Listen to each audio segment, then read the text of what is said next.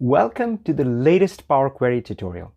This tutorial is for you if you're a beginner who's just getting started or if you still keep getting stuck in Power BI. Power Query is the first step of all the work that you do in Power BI. Power Query is the interface that connects Power BI to the external world, to all of your business data lying on all of the different systems. But it doesn't just do that. The power of Power Query is the ability to clean shape and transform your messy business data. If you do this step right, the rest of your Power BI journey becomes easy. It's easier to create your relationships, write your DAX measures, and create beautiful visualizations. But if you mess up this step, you just make things much harder for yourself in Power BI. But don't worry, we will show you everything you need to know about Power Query in just about 20 minutes. I'm Avi Singh, Microsoft MVP and Power BI Pro, and my goal is to make tech easy for the non-techie. So make sure to subscribe and click that bell. Here's a list of chapters in this video. You can also jump to a chapter if you like. I would recommend watching this whole video first, then come back and follow along step by step using the download files. This Power Query tutorial is complete in itself, but we would also point you to resources if you want to continue your journey beyond. All the resource links, including the one to download files, are in the video in the corner and in the description below. Just one more tip, change the quality settings to HD for the best video experience. Now, if you get stuck and need any help with Power Query or Power BI, message me on LinkedIn or email me at avi@avisingh.com. Now let's get started with our tutorial. Here we are in the Power BI desktop and we are going to start with the Get Data button. Now you have to understand that Power BI is like a machine or an engine. And what does an engine need? It needs fuel, and that fuel in this case is your data. The messier, the better. All right, let's get started. So if you click on the Get Data button, you're going to see the common data sources listed at the top. But the magical button is the More button, and I would like you to click that. And you can see here that Power BI allows you to connect to a ton of data sources. There's Excel, there's Access, there's SQL Server, there's SharePoint, there's OneDrive, there's Azure and other cloud databases, and so on. In fact, Power BI has the longest list of data connectors than any other BI tool in the market. Now we'll talk about connecting to other data sources, but for this tutorial, let's start by selecting the Excel workbook and clicking Connect. Now here we're going to point to our Excel file, AdventureWorks database. By the way, you can download all the practice files, including the data and the Power BI files, at the link shown here.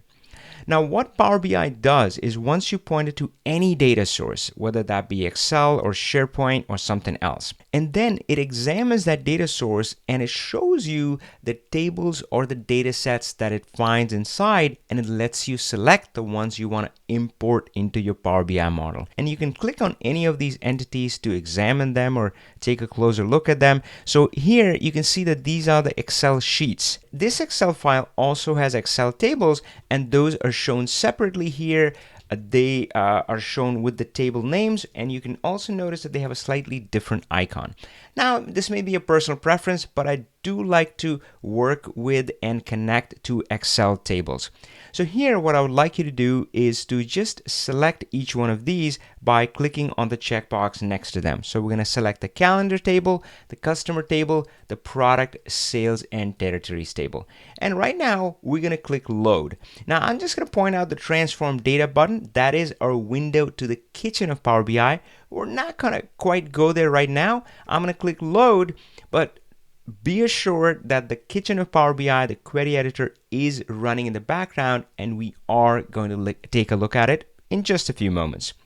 So what it's doing right now it's copying from the data source, it's copying the data over here, and now your model has a copy of that data set. And you can see that here on the data tab over here. You also have these other elements here. You have the table view right here. Let's click on that, and that lets us examine the tables. So here we are. This is the calendar table. I can click on the customer table, look at product, sales, or territories table. Now there's also a model view or a relationship view here. Now relationship is of course one of the key concepts in Power BI, but we'll be covering that later when I talk to you about more resources. I want to mention two things before we move forward. The first thing is Power BI is amazing at data compression, and that's how you can work with data sets which could be millions of rows, in fact hundreds of millions of rows and beyond.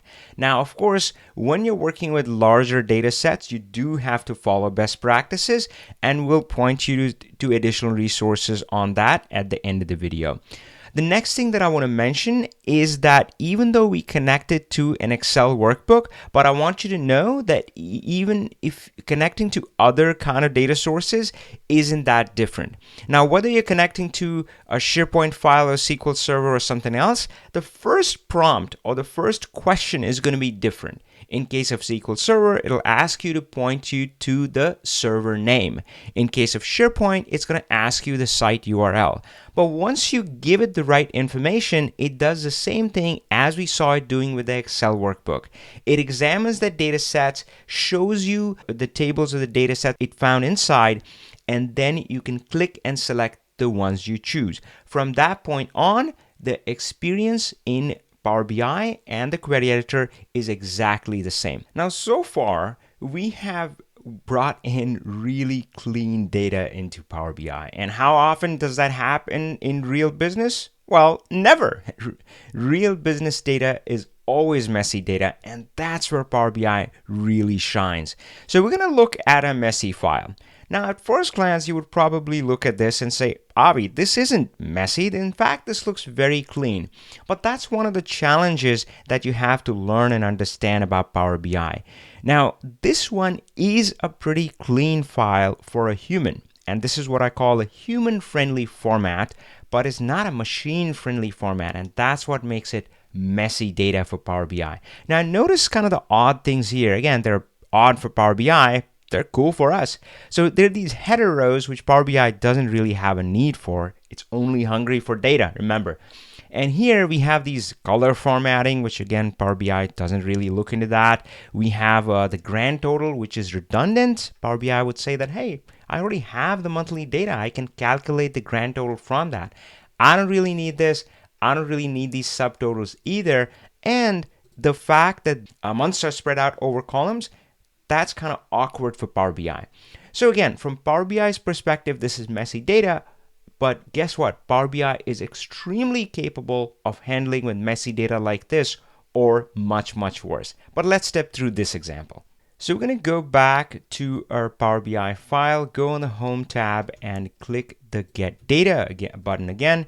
And this time I'm just going to select Excel workbook from the sources. And this time we're selecting our messy file, the budget file. So I'm going to click Open. And again, whenever you're connecting to any data set, it examines what's inside. And in this case, it's showing me that one sheet it finds. So I'm going to select that by clicking the checkbox. But this time we are ready to step into the magical realm of the kitchen of Power BI. So we're not going to click load because we need to do some cleanup. And that's where we're going to click the transform data button, which is going to launch the query editor window. Now you might call it transform data, query editor, or Power Query. It's the same thing.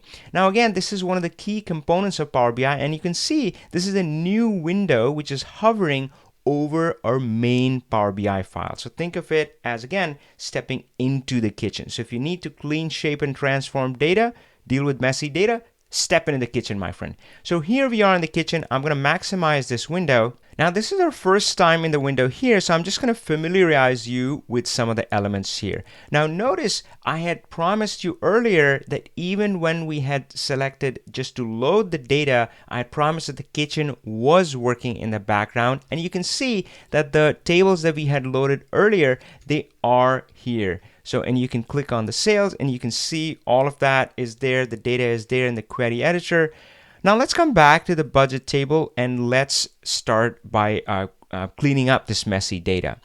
Now, Power BI, often the query editor is going to take its best guess at what data transformations needs to happen, and mostly it does a great job. But in this case, well, we didn't quite need these steps. So what you see over here is, first of all, the table name. Now, this is important because this is the name when you load this file into Power BI, that is going to be the name of the table. So yeah, give it a good name. But what's more important here are these applied steps. Now here, first thing I would like you to do is delete some of the steps which we don't actually need. So the change type step, you're going to hover over the red X here and just click that to delete that step. And we're going to do the same thing with the next promoted headers step. All right, now we're ready to get started. So the first thing we notice in the file, if we go back to the Excel, were these header rows that we need to remove. And that's the best part about the query editor, that any data cleanup or data transformation you need to do, that's usually done by clicking on one of the buttons in the ribbon. And I love the ribbon interface. Of course, working in Office, Excel, PowerPoint, we're all very familiar with the ribbon interface, and that makes using the query editor really, really easy.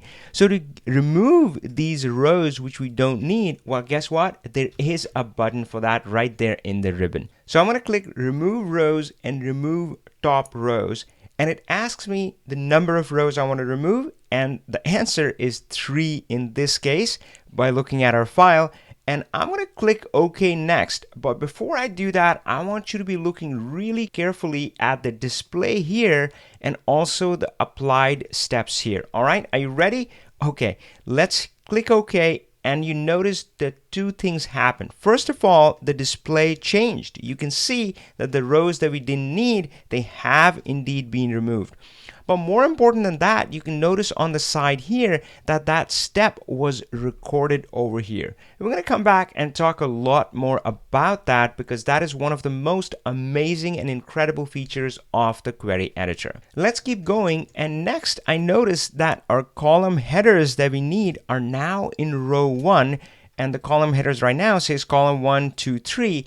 I really wish there was a button which will let me use the first row as the column headers. Well, wish granted, my friend. That button is again right here in the ribbon, use first row as headers. All you have to do is click that button and boom, again, you can see it changed here. We have the new headers now, and you can also see the step recorded here, promoted headers. Now you probably noticed the next step that it does, a change type. Now I mentioned that Power BI is trying to help you, but I'll admit that I'm not a huge fan of this automatic change type step, so I usually delete that. I'll ask you to do the same, so I'm going to click on the X to remove this change type step. We still have the promoted headers. When we clicked on the use first row as headers, that step is already there, and of course you can see that it's still in effect. Those column headers have been created. We still have more work to do. Now, of course, we wanted to get rid of these subtotal and grand total rows because, again, from Power BI's perspective, they're redundant. It doesn't need that information. So for that, I'm going to click on the arrow next to that column name.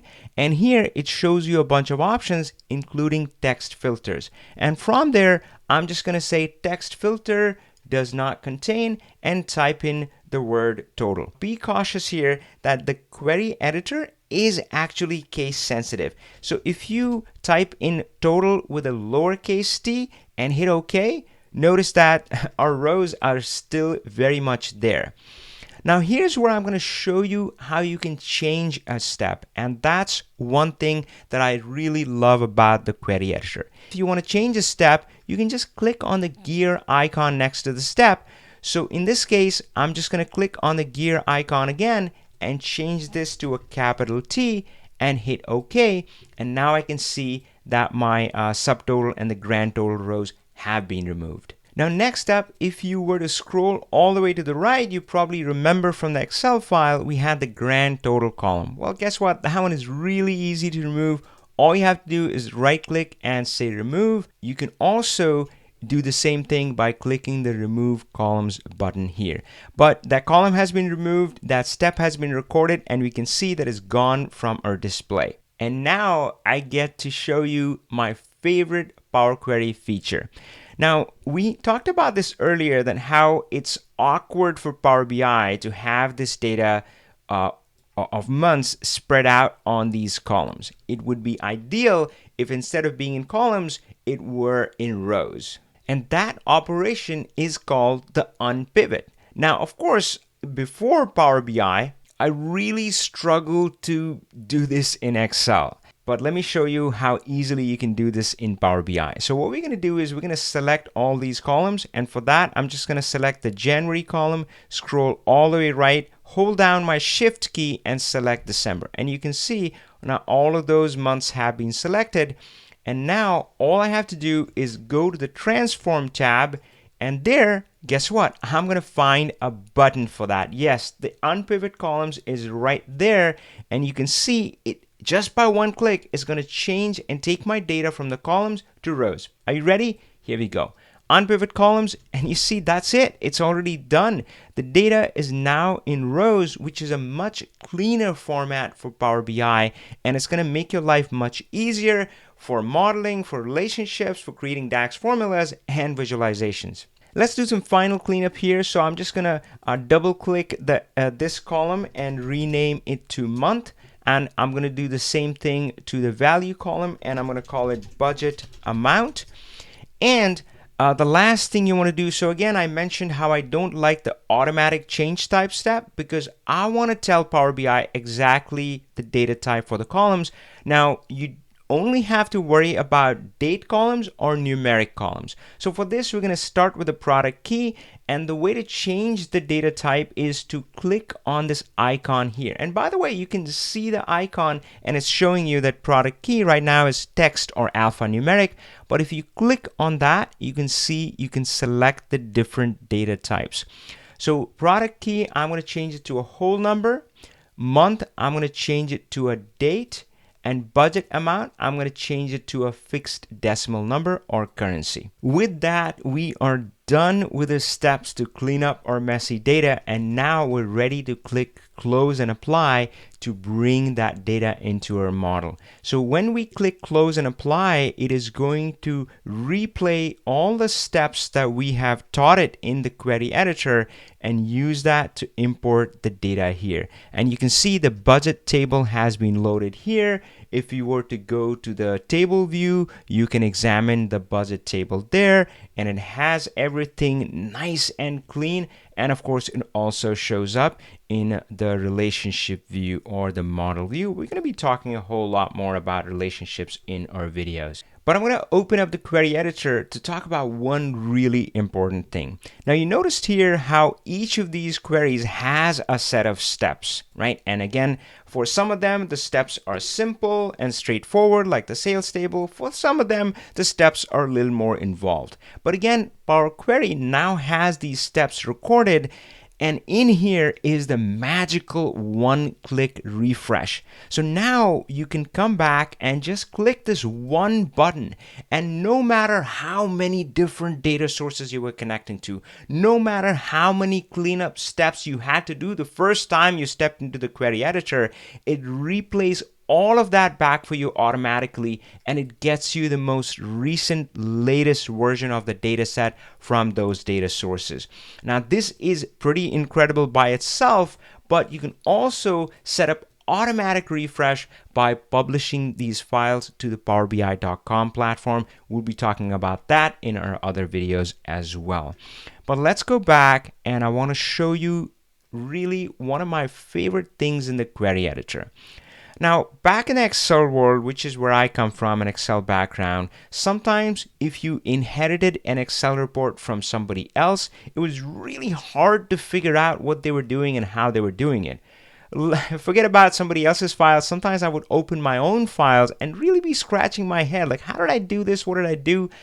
And that is what I love about the query editor, that it is self-documenting. I never have to be scratching my head. How did I do that? What exactly did I do? Because all of those steps are recorded in here, and I can step through them one by one, really examine each step, see what's going on, and in case, and usually I would be looking at stuff when something breaks, but then again, if something breaks, it's so easy for me to fix. I can click on the gear icon to change a step, I can remove a step, I can insert a step. All of that is available for me. So it's not just about loading the data for the first time, but being able to easily refresh and then being able to easily debug and change and update if something changed with my data source. That is the true beauty of the kitchen of Power BI, the query editor. I'm sure you enjoyed this tutorial. I would recommend you watch it again and follow along step by step using the download files, because that is the best way to actually learn, by doing yourself. Power Query is just one of the core components of Power BI. If you are serious about getting good at Power BI, then stop learning it in bits and pieces. Instead, focus on getting structured training for each component. We will link to additional resources for you to get all that training. Find that in the corner or in the notes below. If you need any help or have any questions, message me on LinkedIn or email me at avi@avisingh.com. I'll see you next time. Power on.